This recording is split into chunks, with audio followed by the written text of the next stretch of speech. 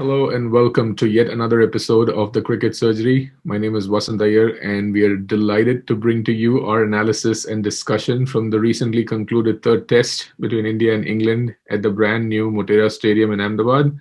And the more exciting thing is, one of us was at the stadium watching the match live, and that's Adi. Adi, how was your experience? Did you have fun?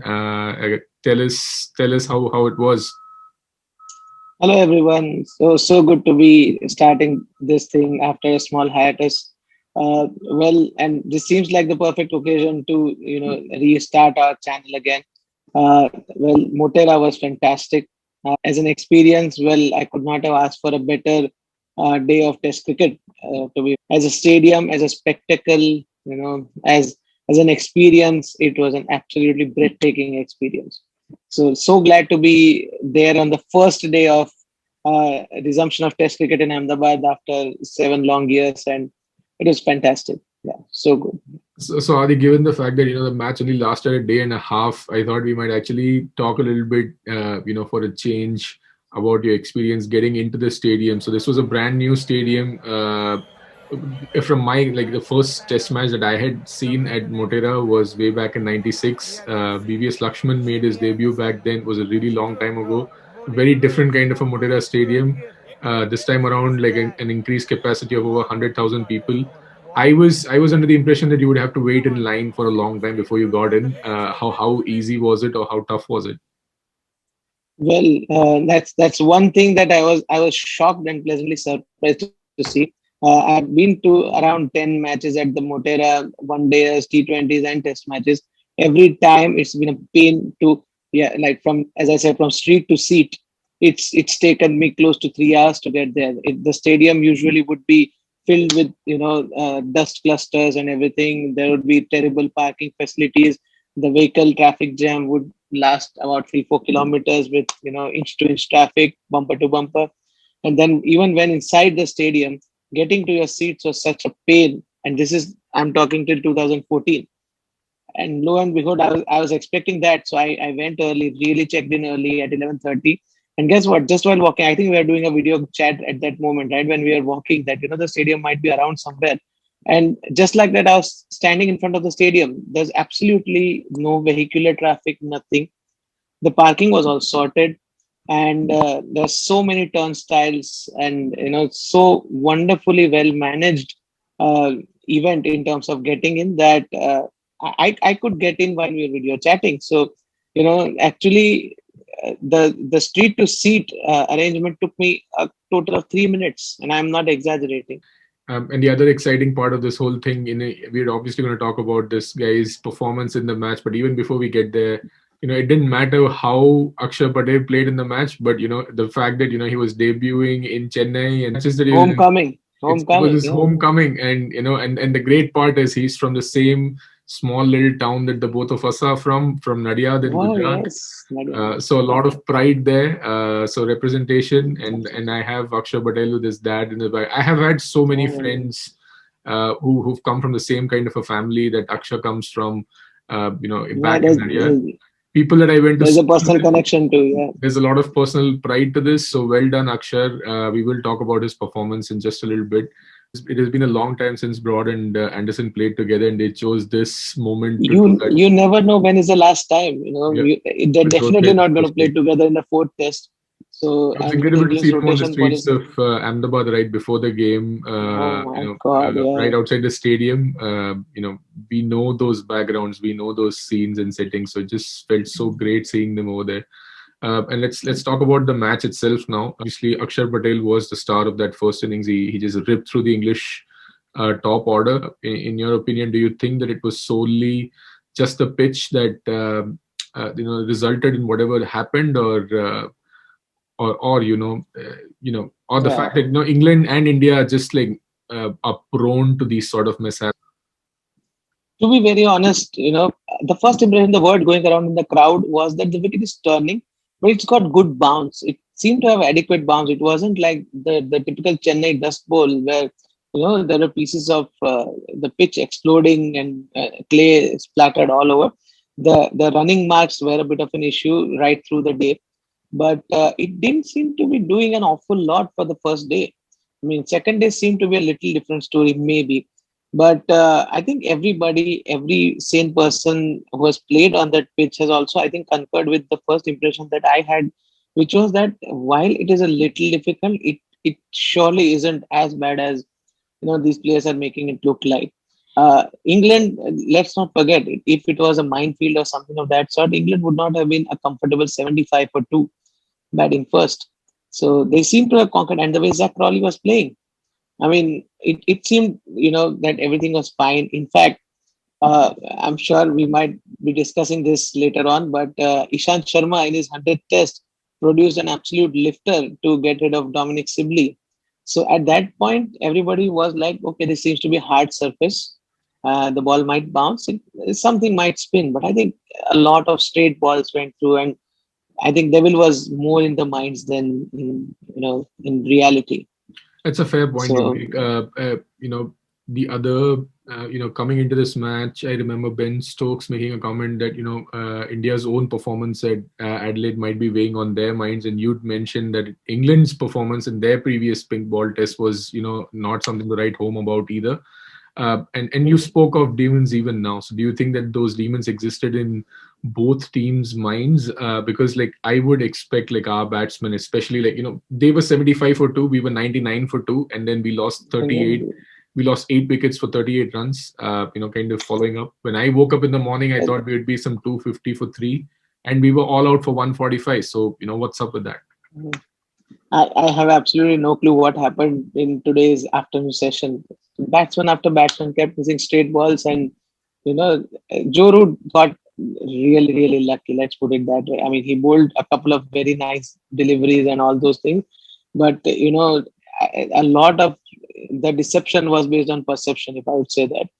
The deliveries that let's start with Shubman Gill, then Pujara, then Kohli, even Rohit and Ajinkya Rahane. The top five batsmen got out to quite forgettable shots, I would say. Those are not the deliveries you would expect them, the batsmen of their caliber, to miss. After that, it was a bit of a lottery. I would agree that the balls that got, say, Washington Sundar or the rest of them were a bit of a panic situation created by what was going on outside.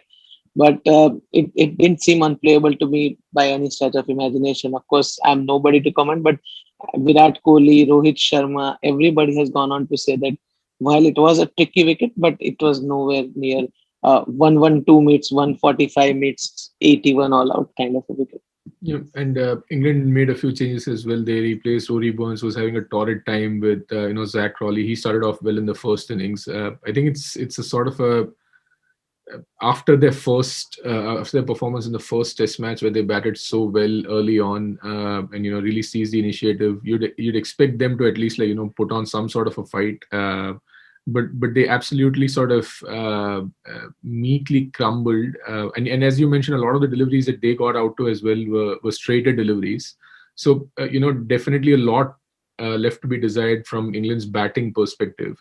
And we'll also speak about like Stokes and the impact that he's been unable to make either with the bat or with the ball this series. But do you think India had the opportunity to bat longer and extend this test match to at least the third day or the fourth day ourselves? Oh, absolutely. The way Kohli and Rohit Sharma were batting, and when they put together that wonderful 64, 64 run partnership, things seemed to be pretty all right. I mean, the odd ball was turning, and that you would expect on an Indian wicket, right? And of course, the ball was having this extra layer of plastic and everything. So there was a bit of good bounce. There was some turn, but it wasn't unplayable by any stretch of imagination. The shot that Kohli got out to, I think he would be kicking himself. There was 100 for the taking right there, and he just missed out by, say, 5 balls. Had he gone back home, not out, I'm pretty sure he would have made a big score. Same for Rohit. Rohit looked just so wonderfully comfortable. I don't know how he does it every time. He just looked on a different planet to other batsmen. So I mean, it's tough to explain. As Kohli said, it's a bizarre batting performance by both teams. And as a home team, we must have. I mean, we should have done better. We packed our batting lineup with batsmen who could bowl and bowlers who could bat. So I think there was Akshay Patel who has a first class average of 33. coming in at number 9. I don't remember the last time we ever had such a long batting lineup. I think So in that sense, yeah, in that sense, it's like incredibly shocking that we've folded so meekly and so fast. and at home too, especially. I mean, this was also the first time Yeah, that Stuart Broad and James Anderson playing together in over 120 tests had failed to get a single wicket through a test match, yeah, and we yeah. lost all our wickets to spinners in the first innings. Joe Root, man, Joe Root, five But for eight. I mean, and we keep Leach is saying, still I a mean, like frontline we spinner. keep saying these kind of bowlers are lucky, but it like inadvertently it's like bowlers like Michael Clark or like Joe Root or like these guys. How do these people come like return with figures such as these in away conditions after scoring double hundreds? It just belies any Belief, logic. all kind of belief. That's like incredible stuff. But I think You Joe know Root would what have I been was very thinking happy to was, not take any wickets and ended up making like a 50 or 60 more runs because even his performance after that double hundred has really dropped off along with Ben Stokes. Like I had a lot of expectations from Ben Stokes in this series. Like at least I thought he would come good with the bat or with the ball at least once. And I think we talked about this even in our pre-series discussion. hmm. But I think he's failed in all three tests so far. So I think he has been the major disappointment of this tour record. If England, were to put one finger on somebody, batting wise, bowling wise, because he's the one who usually lifts the team, right? Because Root is a banker, Stokes is a magician. He keeps doing those things that nobody else can think of with the bat, with the ball, in the field. And somehow he's just been found out. I mean, he just keeps having his troubles against Ashwin, and it's very difficult to explain what's going on right there. I Mhm. mean, a player of his caliber, you would think that he would figure out a way to eventually tackle Ashwin. I don't know if he wants it that bad, or is it just he's just put off by the curry of India. I don't know what it is. I can't say either because it's the 11th time that Ravi Ashwin had gotten Ben Yeah, Stokes it's out, not. and in the battle of all rounders, Ben Stokes now has 4,500 runs at at an average of close to like 37, and it's gradually falling, right? I mean, like he hasn't gotten the big scores in recent times, In and fact, I would say that, look, I yeah. mean, like In fact, I would, he didn't have too much of a bowling opportunity in this match. it's just the charisma of the man. He Exactly. might just take one wicket somewhere, but it just lifts the whole scene. And it's interesting. 2021 can be a year of reckoning for Ben Stokes as a cricketer. After that unbelievable 2019 that he had, this is a chance where he was touring India away, and now he'll be touring Australia away for the Ashes. Mhm.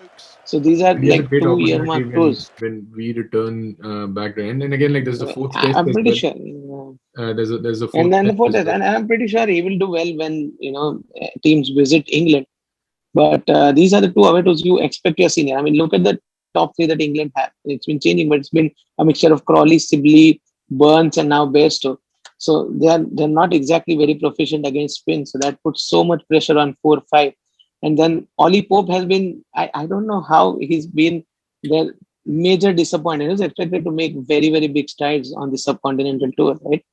But I think he's done nothing. I think even with Pope, I personally didn't have too many. I don't have too many expectations from like brand new people visiting India. Like for me, they're always going to it's going to be very tough for anybody to perform when they come to India.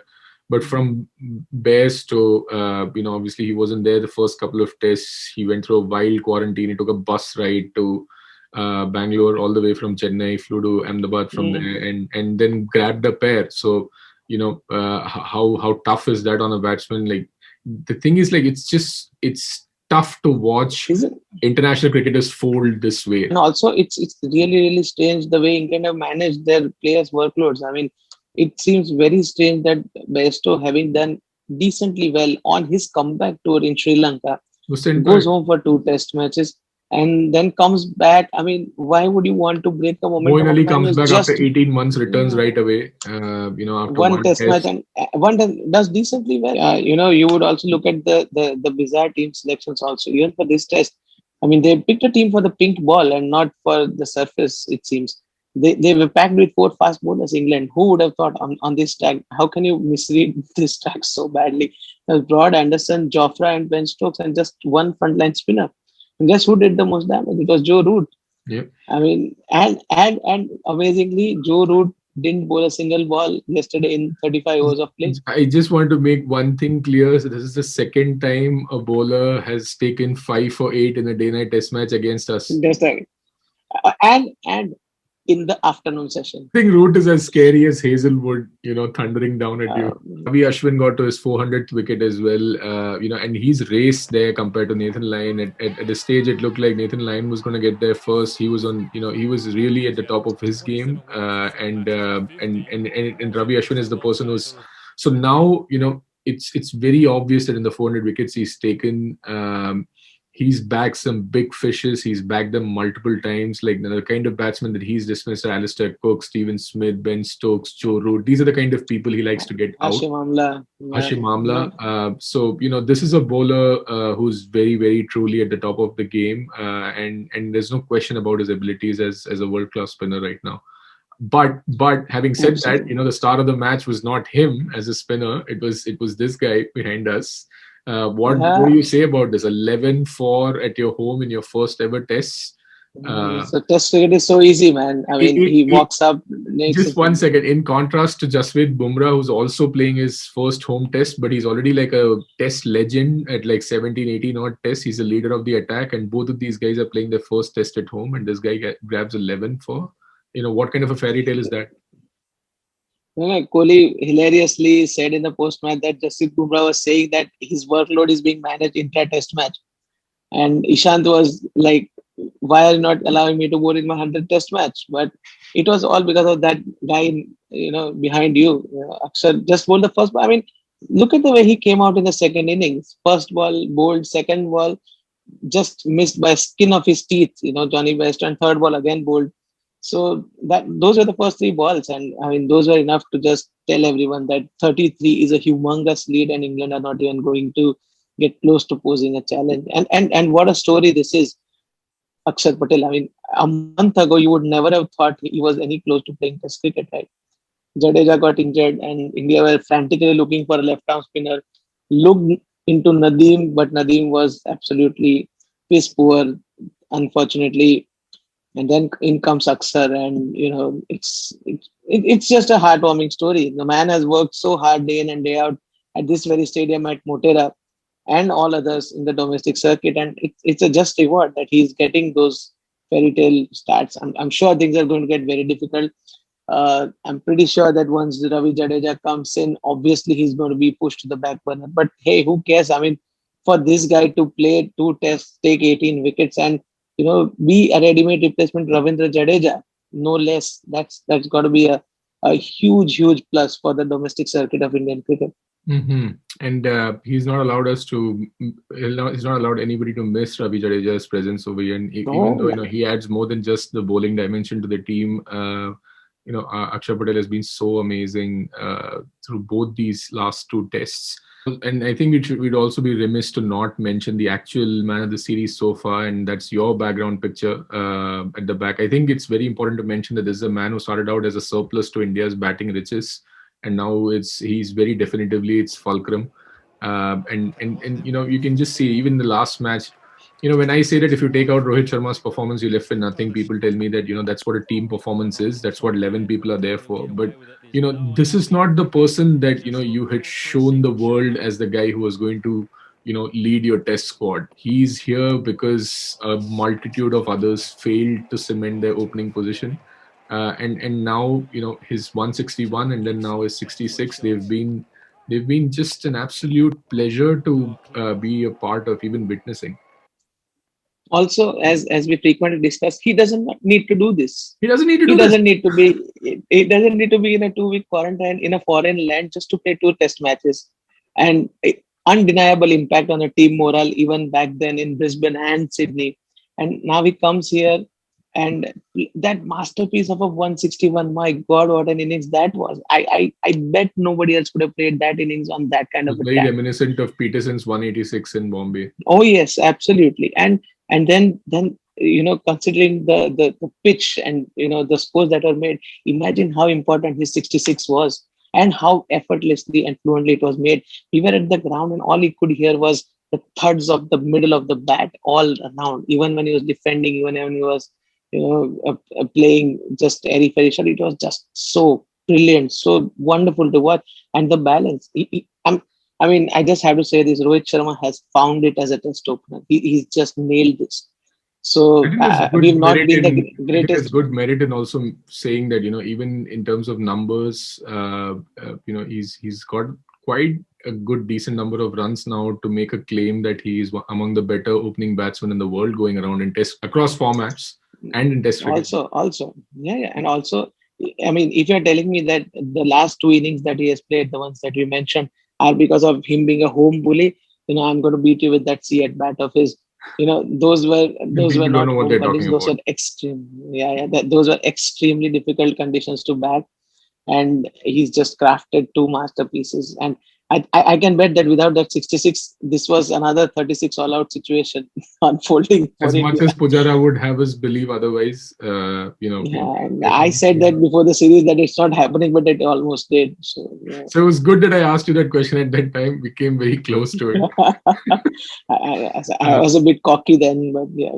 so going into the fourth test now, what do you think are England's chances of squaring this series? Do you think that they have it in them to produce that last piece of magic? Because you did, wave them away in the same way before the first test started, and they ended up winning by over 200 runs. Do you think they have it in them to win one more test this series? You're telling me to put my neck on the line again, but it's a bit too far now. The demons have crept in, the gremlins are out, and it's going to be like, if it really happens, take the 2012 thing aside, this is going to be England's greatest ever overseas performance in some while.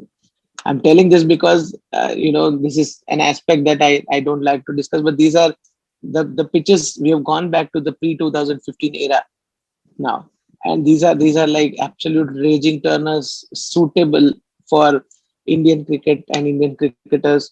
So if they actually do manage to win this will be a humongous achievement, and it looks like a bridge too far considering the top three they have. England came back in 2012, yes, after losing the first test, but look at the team that they had. There's Cook, Dennis Compton, I think. Nick Compton was debut. Then there's Trott, Bell, KP, and so all those guys were like at their absolute peak. In So the current England team, if it were up to you, would you make any changes at all? Jimmy and Rod definitely are not playing together. You don't want to be them to be playing a day match at Ahmedabad in March.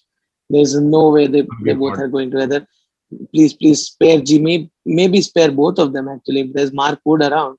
So There's just good let merit to Wood let and Mark Wood play. I don't know, yeah. if the pitch is conducive at all. Just one disappointing aspect of this series as an Indian fan was, it took us exactly one innings to go back to the old ways. Right after 2015, the South African tour, when we had similar pitches, Kohli and Shastri almost pledged to not have these kind I of was going to pitches. bring And this up. I was going to bring this up that they mentioned that we are only going to produce really seaming tracks now going forward in India now. so, but and to be very honest, for the best part of the last 5 years, they've done that.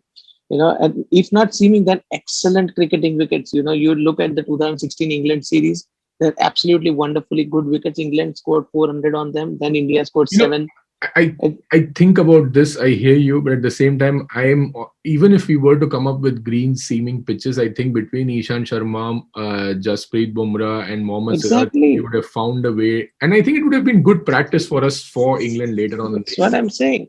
And that's what I'm saying, right through that, then 2017 series against Sri Lanka, 2019 South Africa, 2018, everywhere we produced excellent cricketing wickets with a hint of movement, with a bit of bounce, and yet we rolled every team over that came. The one match that we had lost was the one that you had been to. So I mean, that is one disappointing aspect. It has taken one single innings by an opposing captain to help us fall back to those old ways. So it just seems a bit of more disappointing, because the way we have performed in Australia with our C team, our C grade attack, we performed well with net bowlers. I'm pretty sure we would have rolled over a decent England at home. Well, Okay. that kind of brings us to the end of this episode. Now, we just want to say thank you for joining, and make sure that you're subscribing, and you're sharing our videos, and also make sure that you subscribe. And thank you, and we'll see you soon. Soon with a series review. Yeah.